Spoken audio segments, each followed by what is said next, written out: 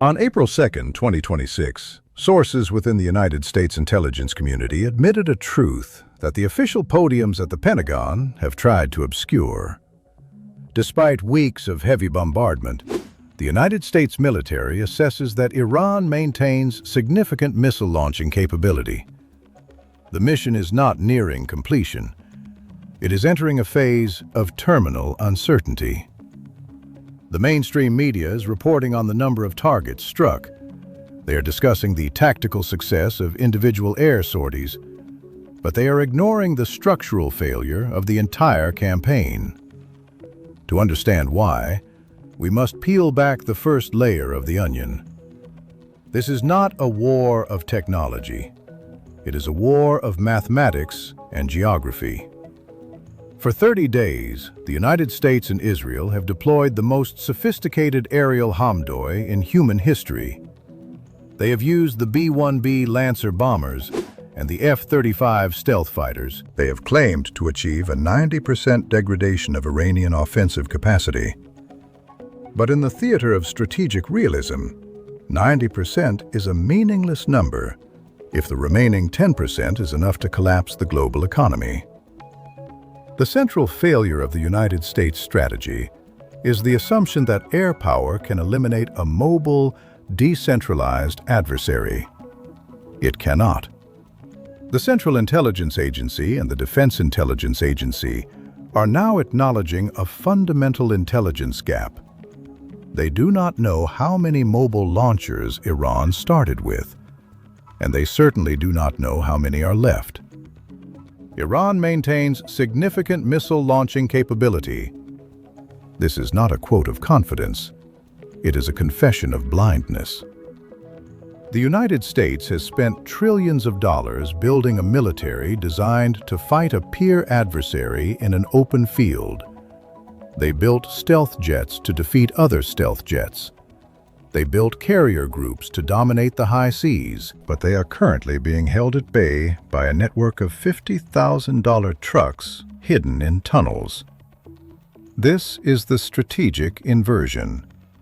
The billion-dollar carrier is not a symbol of power. It is a massive, slow-moving target. The $10,000 drone and the mobile ballistic missile are the new masters of the Persian Gulf.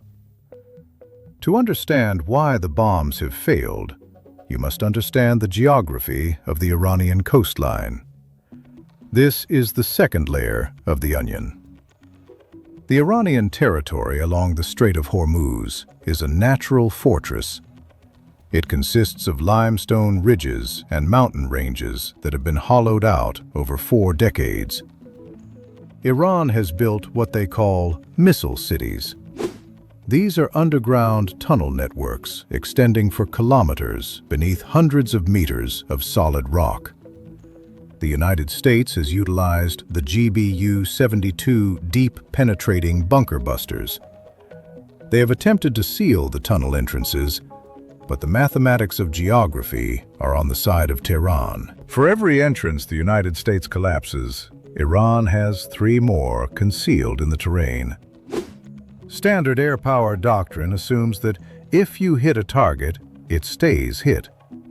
But in the missile cities, the target is a ghost.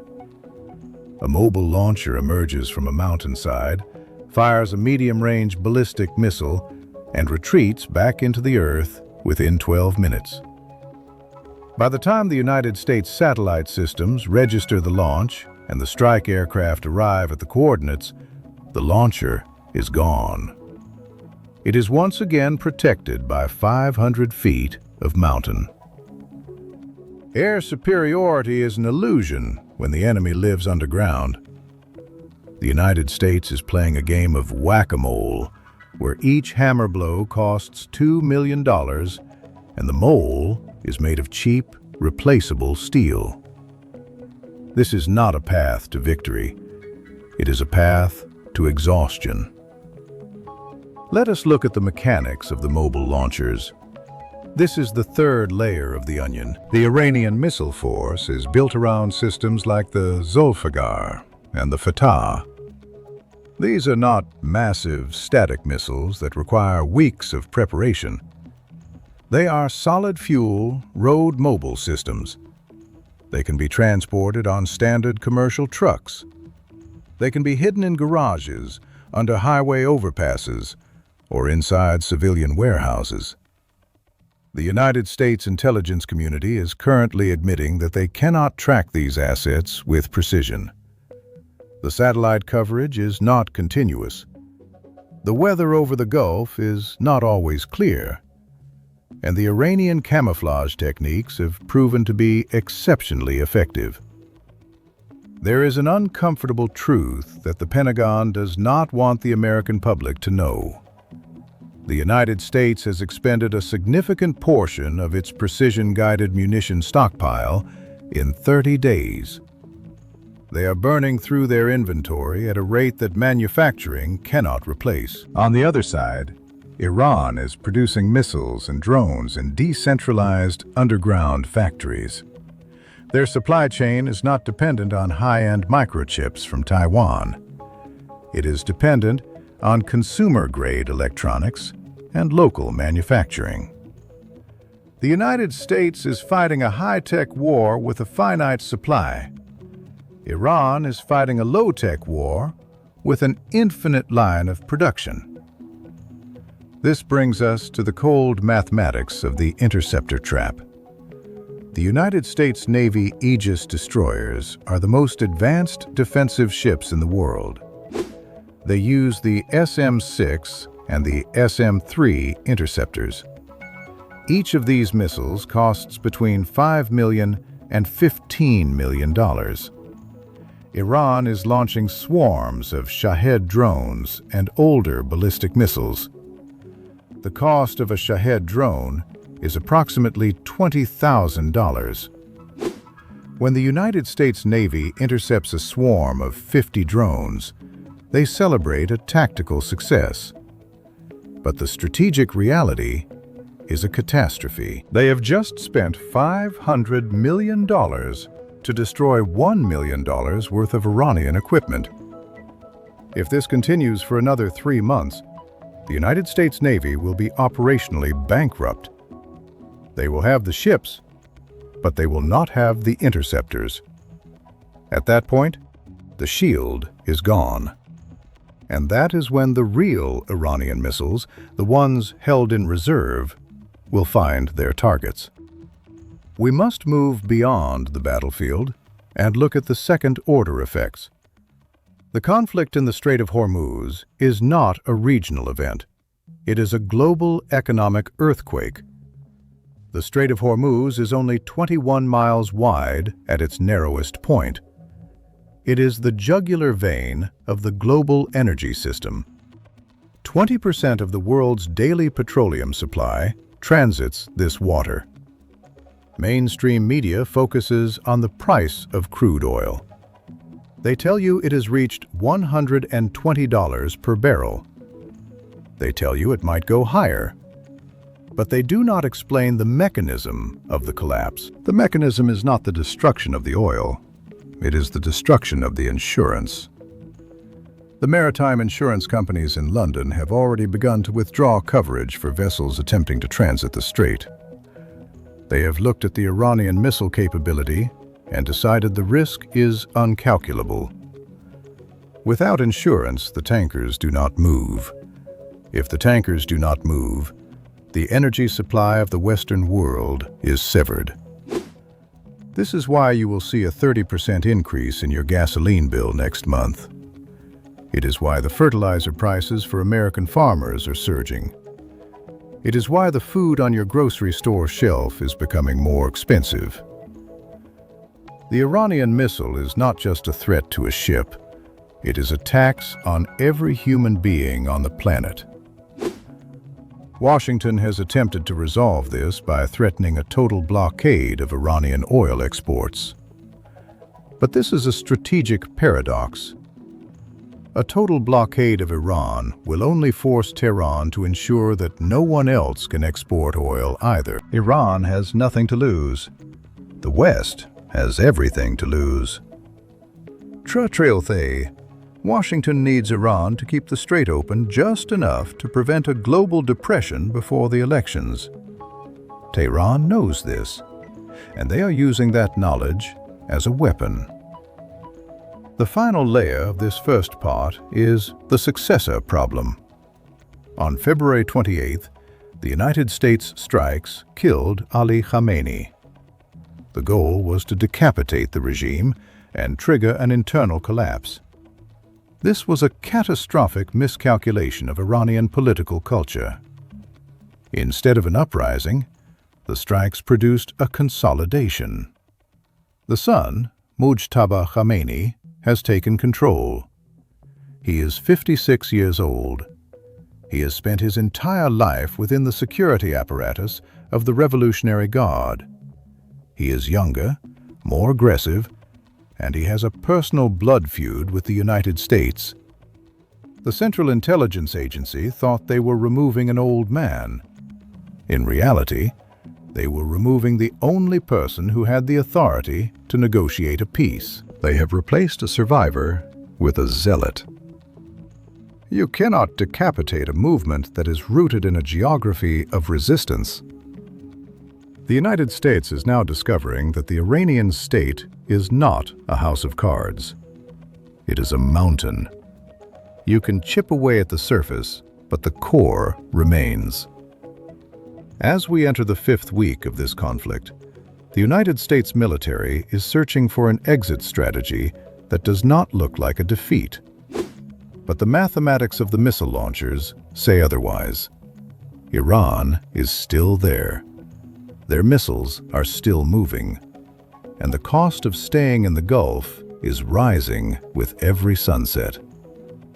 Donald Trump has stated that the mission is nearing completion, but the structural reality in the Arabian Sea tells a different story. It is the story of an aircraft carrier strike group that is currently absorbing the consequences of a war it was never designed to win. Let us look at the mathematics of saturation.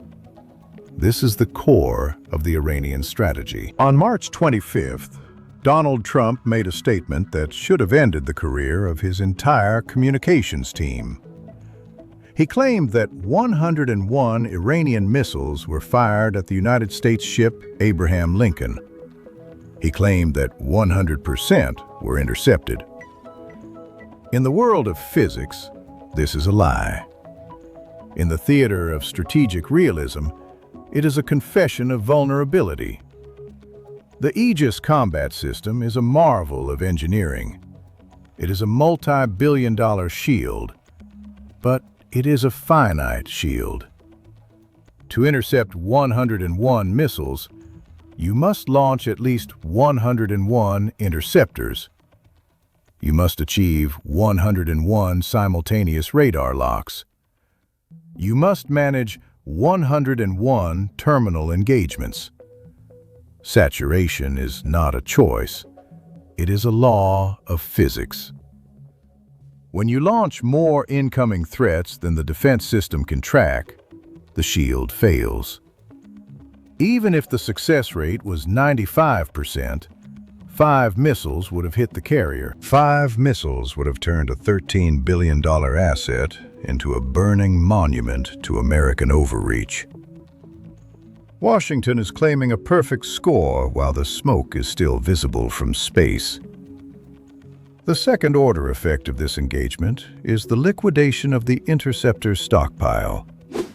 Every Patriot missile costs over $4 million. Every terminal high-altitude area defense interceptor costs $12 million. Iran is using missiles that cost $50,000. This is a bankruptcy proceeding disguised as a naval battle. The United States is burning through years of production in weeks. We are seeing a strategic inversion, where the most expensive military in history is being bled dry by the most cost-effective one. This is not a victory, it's a mathematical liquidation. Now, let us examine the strategic paradox of the alliance with the United Kingdom. Donald Trump republished a comedy sketch mocking British Prime Minister Keir Starmer. He portrayed his closest ally as a coward. He did this hours before asking the Royal Navy to help clear mines in the Strait of Hormuz. This is a failure of leadership that will have consequences for a generation. The United States Navy lacks the specialized mine-clearing capability required for the shallow waters of the strait. The Royal Navy possesses that capability. It's the one thing Washington needs and cannot buy.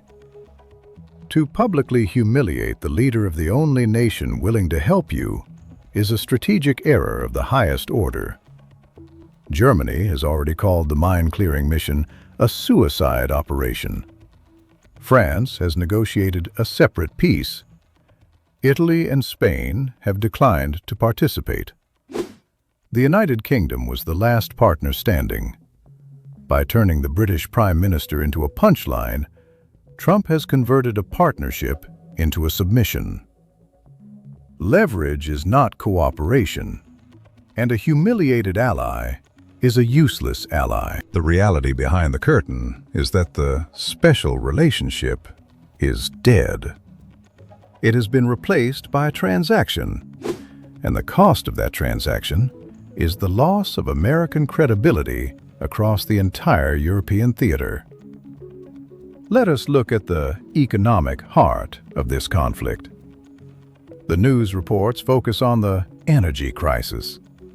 They speak of a return to the 1970s, but this is far worse than the 1970s.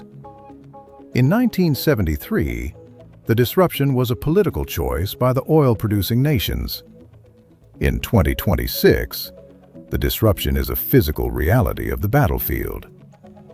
When the Ras Tanura refinery in Saudi Arabia was taken offline, the capacity to process oil did not just stop, it was destroyed. When Qatar Energy suspended its natural gas production, the energy lifeline of Europe was severed. This is not a negotiation. It's an attrition of the global supply chain. The petrodollar is the air that Washington breathes. It's what allows the United States to run a debt of $34 trillion. But the petrodollar requires two things. Oil must be sold in dollars, and the United States must protect the oil. Right, yeah, the United States cannot protect the oil, and Iran is demanding payment in Chinese yuan to transit the strait. This is the end game of the conflict. If the world no longer needs dollars to buy energy, the American economy becomes a house of cards. The petrodollar was built on the promise of security. That promise is currently sinking in the Persian Gulf. The American consumer is seeing the first signs of this collapse at the gasoline pump. $7 a gallon is not just a high price. It is a political earthquake.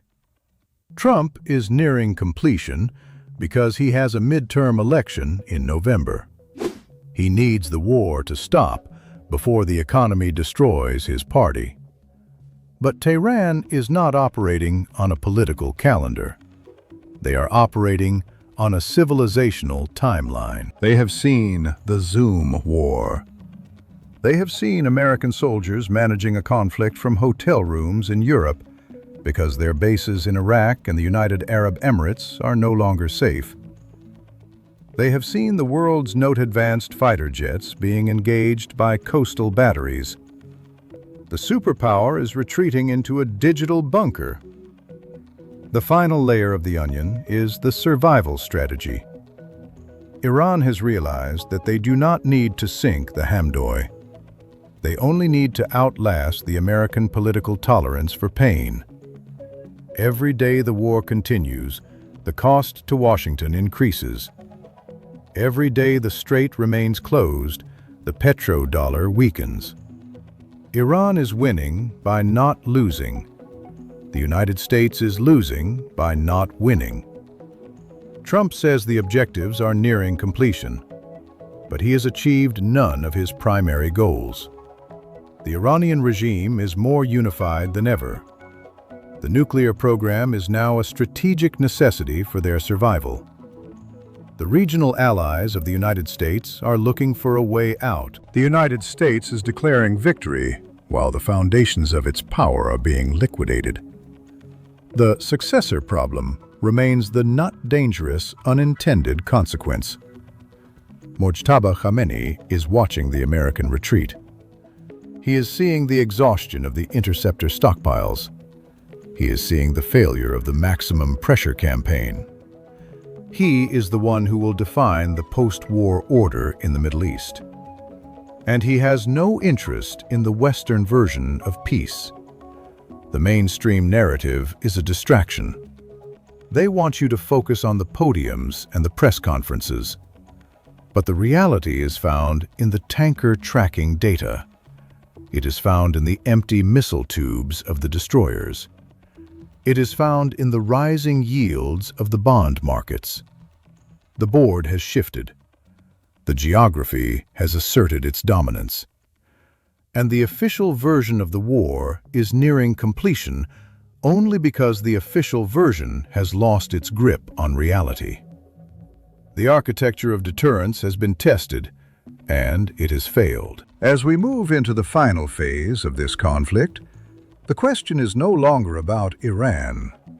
The question is about the United States. How much of its global credibility is it willing to sacrifice to maintain the illusion of victory? The answer will be found in the coming months as the midterms approach and the bills for this war finally come due. The world is watching.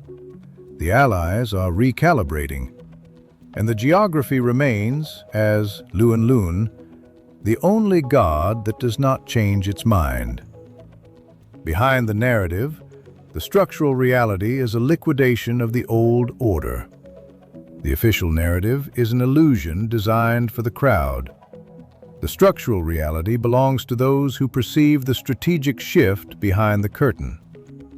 Gain the information advantage by looking beyond the surface and position yourself ahead of the coming global reconfiguration.